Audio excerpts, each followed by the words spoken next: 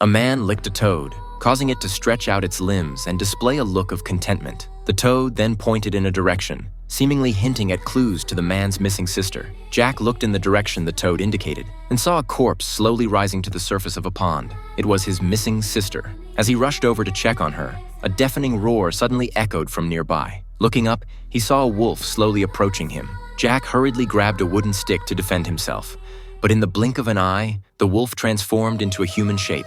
He quickly hid to the side to observe. After completing its transformation, the creature walked directly towards him, clearly showing a strong interest in the girl's corpse in the pond.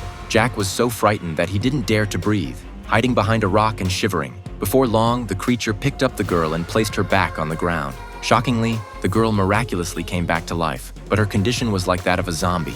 Even more bizarrely, a pile of insects pushed open a stone coffin nearby, and the dazed girl followed them inside. Under the creature's guidance, she lay down in the coffin, and a pair of crystal shoes magically appeared at her feet. The creature took a drop of the girl's blood and had a raven put it into the mouth of a witch. At that moment, the witch appeared in a mirror, nestling next to Will and beginning to bewitch him. It turned out that this was all being controlled by an awakened mummy. Just as Will was about to be bewitched, a stone suddenly shattered the mirror.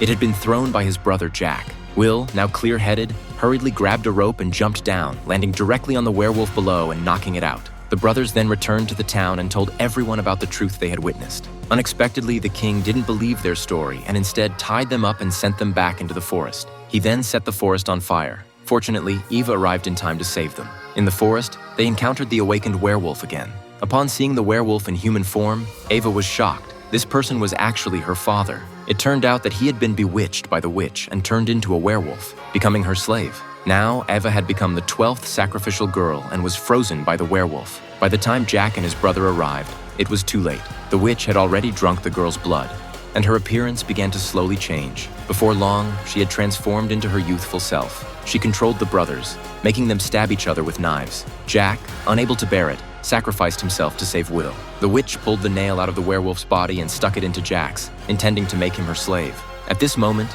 Will picked up a large hammer and smashed the mirror. Unexpectedly, the witch's face instantly shattered, and her body began to crack. The werewolf, now clear-headed, grabbed the mirror and leaped from the tower. The witch exploded into pieces, and the tower collapsed with her disappearance. In the end, Eva was successfully rescued, and the girls returned to their parents' sides.